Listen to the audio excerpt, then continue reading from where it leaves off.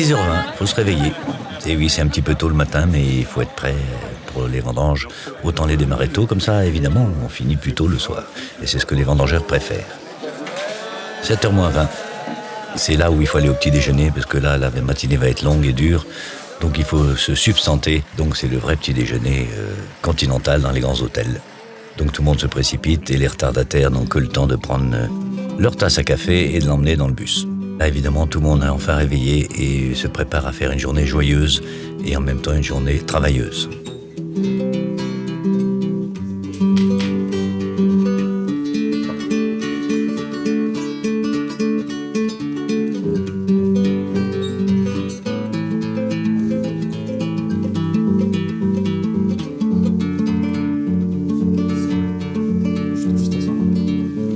7h30, pile, on arrive enfin dans la vigne que nous allons vendanger. Il s'agit d'un Volnay village, petit village très sympathique qui fait surtout des rouges. Et là, tout le monde s'installe, prend son seau, prend son sécateur et se prépare donc à couper les raisins pendant toute la matinée. Bonjour, oui, je suis Franck Greux. Je suis le directeur technique de la maison Olivier Leflève. C'est-à-dire que j'ai la charge de la vinification, du produit dans son ensemble et par conséquent de toute la surveillance des vignobles, des achats de raisins et de la conduite un petit peu de l'équipe pendant les vendanges. C'est-à-dire que nous avons un domaine viticole qui représente 20 hectares de vignes, mais nous achetons aussi des raisins chez d'autres viticulteurs et nous vendangeons nous-mêmes avec notre équipe ces mêmes vignes, ce qui représente environ 40 hectares de travail et une soixantaine d'appellations différentes, principalement en blanc mais aussi en rouge, mais uniquement sur la côte de Beaune. La vendange est un exercice intéressant mais pénible pour le dos, car là en Bourgogne les vignes sont évidemment très basses et les raisins encore plus bas. Donc il faut bien enlever les feuilles devant soi pour pouvoir apercevoir les raisins et surtout trouver l'endroit où il va falloir couper la queue de la grappe. Et là par contre il faut être un petit peu expert au niveau de l'habileté avec ses doigts. Il s'agit d'organiser un petit peu cette cueillette des raisins avec 8 équipes de 7 personnes dans lesquelles il y a le porteur qui lui va faire les allers-retours avec le camion qui va emporter les raisins. Et puis il a sous ses ordres 6 coupeurs, dont un va en même temps couper et en même temps aider les autres à vider leurs seaux pleins de raisins. Dès 7h du matin, il y a 3 personnes qui sont là pour préparer les sandwichs et le casse-croûte qui va être en milieu de matinée. Il s'agit de faire en sorte que les vendangeurs aient des sandwichs variés. La pause est montée. Bon, comment ça va, messieurs? Ça tourne? Menté, le fameux Menté. Benoît. Olivia, je connais pas Olivia. C'est laquelle, Olivia? Oui, je le paye la journée. Je vous paye même quand vous travaillez pas, c'est qui est désespérant pour moi, mais bon, je me paye. Hé, Franck, le casse-croûte! Savoir qui c'est, quoi. Ce casse-croûte est d'autant plus important que les vendangeurs se sont levés tôt.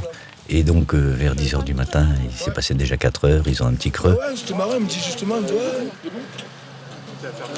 Ce repos leur permet de remonter l'échelle de leur morale et leur permet aussi, évidemment, de s'hydrater un petit peu avec des boissons variées.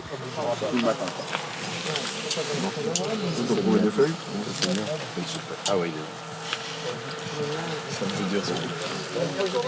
110 personnes à faire déjeuner et dîner tous les jours, ça demande une organisation, afin que les vendangeurs non seulement aient suffisamment à manger tous les jours, mais aussi qu'ils aient une variété et une cuisine faite maison. Et là, évidemment, les gens sont très contents d'avoir des nouveautés. D'ailleurs, le menu est affiché tous les jours à l'entrée, et ça leur permet de savoir ce qu'ils vont prendre comme repas, déjeuner et dîner. Pendant que les cuistots préparent tout, évidemment, les vendangeurs finissent leur vigne, en sachant qu'on finit une vigne quand elle est finie, ça veut dire qu'il n'y a pas vraiment d'heure d'arrêt.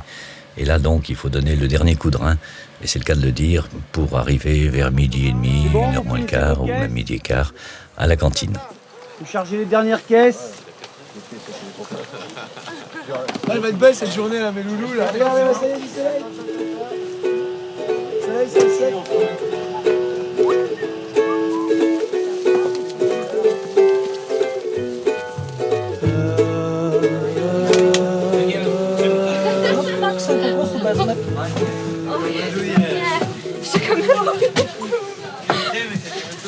Så. Dès que la dernière grappe est cueillie, évidemment, ils se précipitent vers le bus pour se détendre le dos et en même temps, la faim les pousse à aller le plus vite possible vers la cantine, vers le réfectoire où là, les bus les emmènent en 4e vitesse.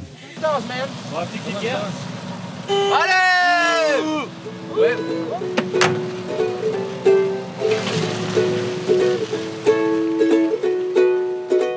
À table!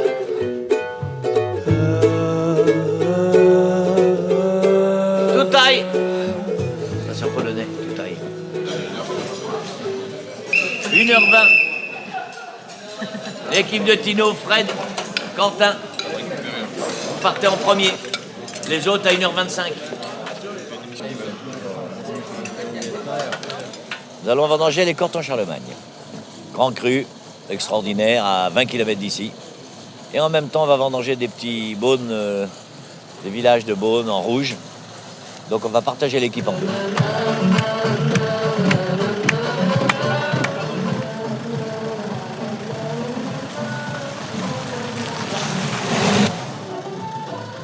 On a tout le monde?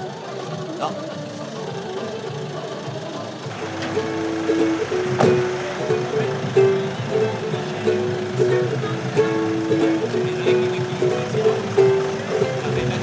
Les vendangeurs qui sont là, il faut qu'ils soient à la fois de bonne humeur, mais qu'ils vendangent sérieusement. Et vendanger sérieusement, c'est de ne pas couper n'importe quoi, mais aussi de ne pas en oublier. Parce que quand on en oublie, c'est catastrophique. Donc ils ne font pas une course de vitesse, ils font une course de précision. Et puis, il y a le rôle de surveiller les vendangeurs, parce que l'important pour les vendanges, évidemment, vous l'avez compris, c'est de récolter, de couper du raisin, mais pas seulement, c'est qu'il faut couper du raisin de bonne qualité, il faut être organisé, il faut que les équipes tournent à un rythme constant. Maintenant, il faut vous dire que la famille Leflaive fait du vin à Puligny-Montrachet depuis 1635, depuis des siècles. Nous sommes la 18e génération avec Patrick, et bien entendu... On est encore en forme, hein, quand même. Il y a encore plein d'autres frères et sœurs qui sont autour de nous et qui participent glorieusement à ne rien faire et à nous regarder travailler.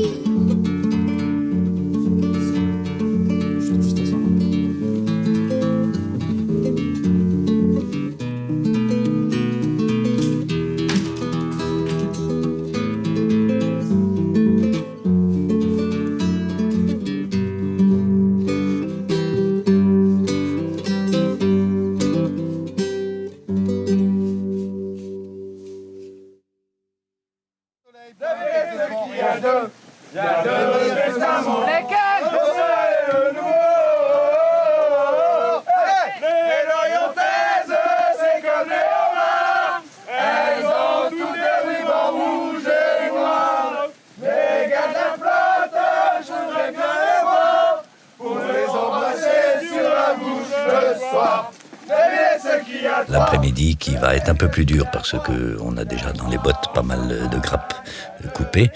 Mais quand même, on finit un peu plus tôt pour pouvoir vite se précipiter après, prendre une douche, se faire un massage du dos avec de la crème apaisante et se changer et être tout propre pour le dîner.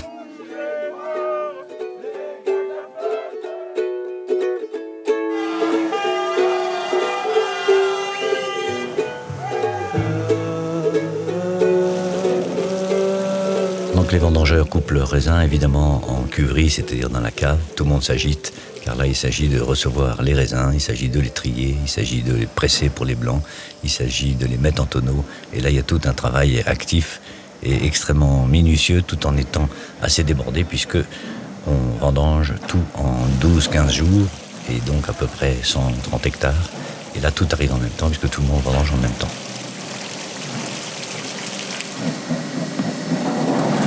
Pour Pour cette activité extrêmement dense, nous avons un responsable qui s'appelle Bertrand Guillemot et qui reçoit les raisins et qui contrôle surtout les pressoirs.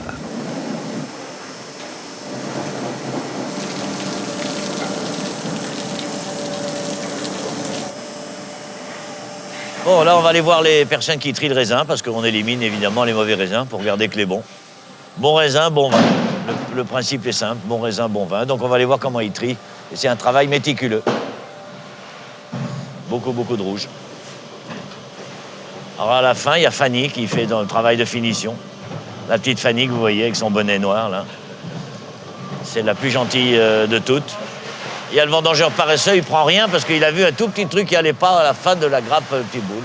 Un raisin mûr et un raisin pas mûr, il n'y a quand même pas une immense différence. Juste un petit peu plus brillant et un petit peu plus violet, c'est tout. On garde le bon raisin, le vin sera bon. Alors voilà, on va aller voir mon frère qui fait la visite avec un autre groupe.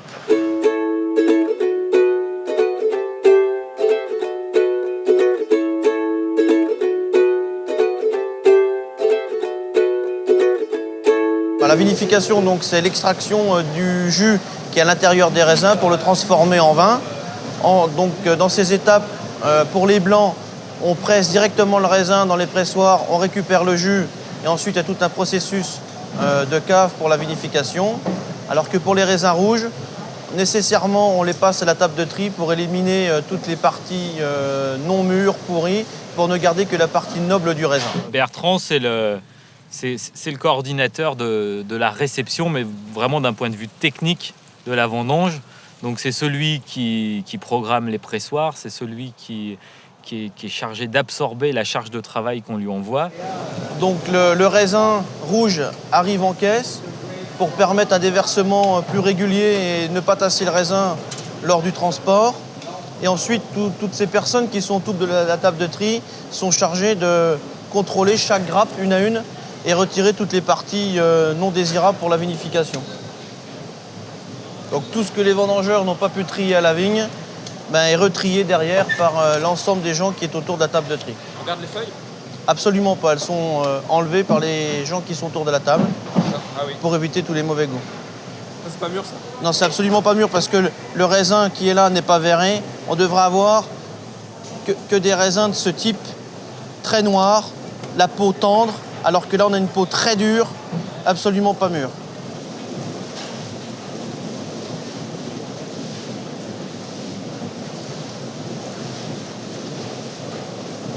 Et c'est dans cette petite cuve qu'on fera la vinification de la cuvée de Volnay premier cru.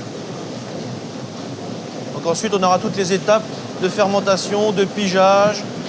Un bon vendangeur, ça se résume à quelqu'un qui sait déterminer rapidement ce qu'est un raisin mûr d'un raisin pas mûr et d'un raisin abîmé d'un raisin qui n'est pas abîmé. On attend le président de Samsung qui vient de Corée, spécialement pour nous voir avec des journalistes et avec un certain nombre de VIP. Et si on prend des photos, ça vous dérange pas? Non, pas du tout. Pas du tout, ils peuvent faire ce qu'ils veulent. Combien de vendangeurs? J'ai 70 vendangeurs. 12 semaines. On vendange l'équivalent, on reçoit l'équivalent de 135 hectares. Moi, Olivier Leflève, j'ai 15 hectares de vignes sur Puligny, Chassagne et Meursault. 이제 여기가 두 개가 있는데 마담 르플레브 On met ça au milieu, le radiateur, et l'eau froide circule à l'intérieur. Il y a dedans, il y a des... Il y a une circulation d'eau froide à 0 degré. Une semaine, vous faites de la fermentation pelliculaire, on va mélanger la peau et le jus. Et le problème, c'est que la peau va en haut et le jus reste en bas. Donc on fait ce qu'on appelle le pigeage, c'est-à-dire 2 fois par jour, on enfonce la peau en bas.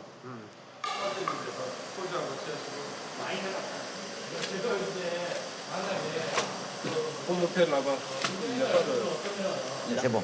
C'est dur, hein?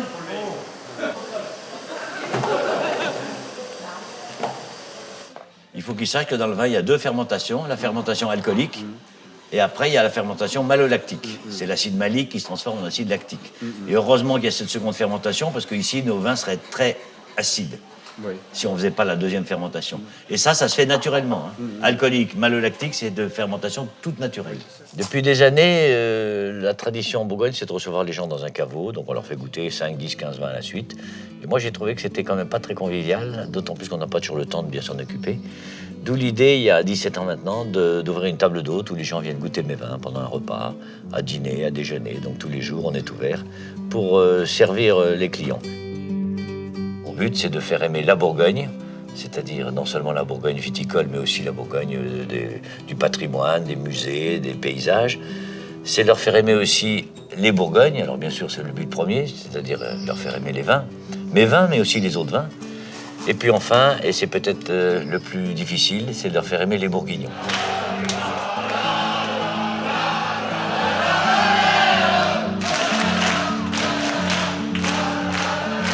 Et voilà, un petit sourire à la fin quand même pour dire que je n'ai pas l'air triste, parce que c'est la fin des vendanges, et donc la fin des vendanges, c'est la polée. Le mot polée devient de épaule contre épaule, et vous allez voir ce soir qu'il y a une grosse ambiance. Et il y a en plus une joie de tout le monde d'avoir passé un séjour agréable, malgré le travail pénible, malgré les longueurs de journée et malgré les quelques jours de pluie qu'on a eu.